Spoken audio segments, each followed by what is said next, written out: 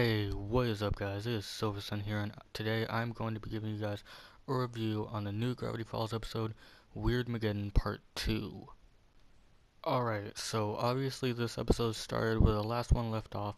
Everything's all messed up and everything's just going crazy while Bill's pretty much trying to unleash phase 2 of his plan, which is to take all his weirdness and stuff like that to everywhere else in the world, but he can't do that for whatever reason. We're not sure. At least I'm not sure because there's like this force field thing basically around like the town, so he can't quite go out into the rest of the world. And pretty much he's looking at Stanford, wondering, what's this about and stuff like that.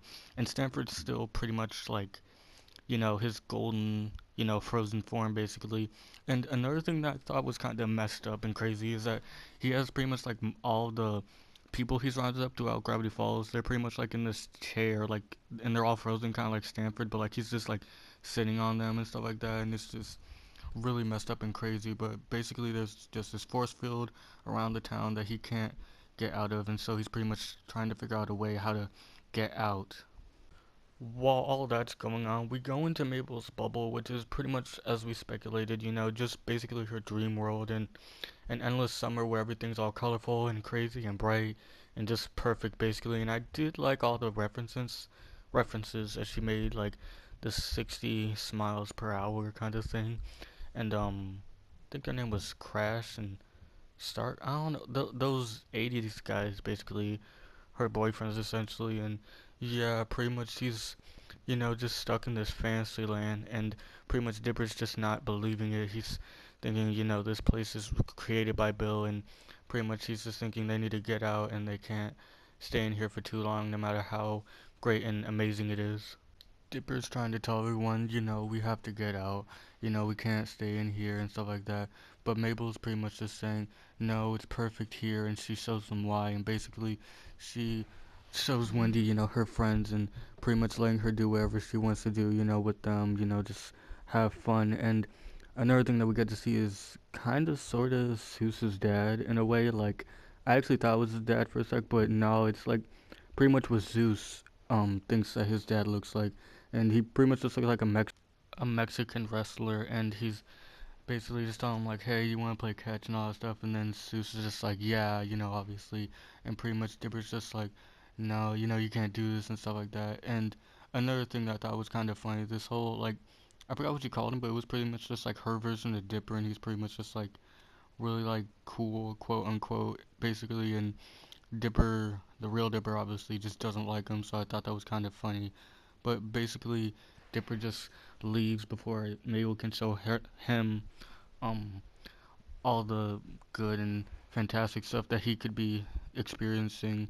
And so pretty much he's just sitting by a lake, pretty much just trying to think about how they can get out. And basically, Wendy kind of comes along. She's just like, this place is crazy and it's fun and all that stuff. And pretty much she's just saying, if it were possible, which it is, like he could grow older because this is a fantasy land and he could pretty much do whatever he wants. And so basically she's telling him this, and then Dipper's just like, no, it's a trap. And I thought that immediately when she started saying, about like him growing up and all that stuff, and pretty much things just get really crazy. Like she turns into like a bunch of worms and stuff like that, and pretty much Dipper's like really thinking that they need to get out before things get too crazy.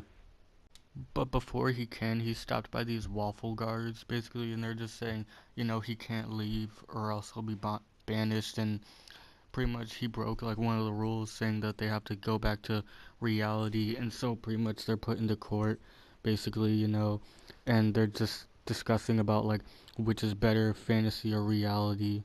And pretty much Mabel's side of the story is basically just saying like how harsh reality can be and stuff like that. And we actually do get a couple of flashbacks on their past, which was foreshadowed in um Dipper and Mabel versus the Future when Blending came out, and he had like those little flashes on his suit when he first came out and talked to Mabel.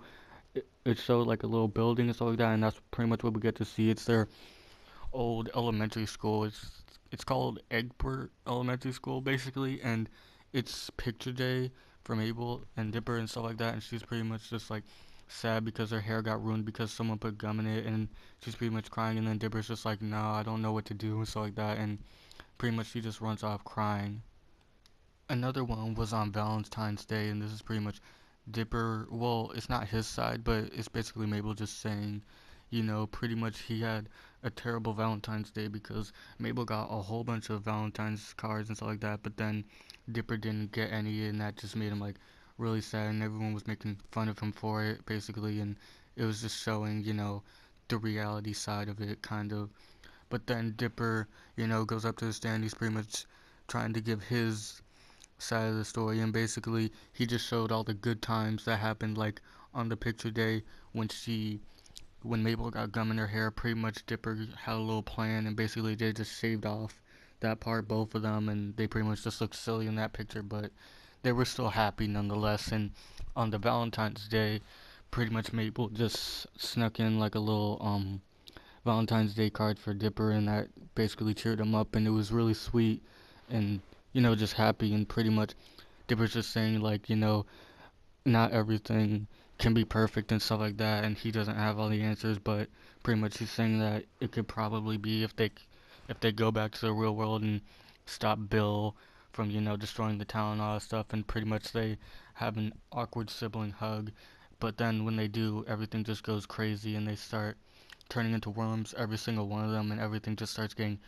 dark and crazy, and pretty much they try to escape using waddles, and they pretty much just pop the bubble essentially, and when they get out, Mabel sees how Gravity Falls is, and everything's in shambles and just crazy and messed up. And so basically they're just wondering like, oh, what happened? Like, did Bill already win and stuff like that?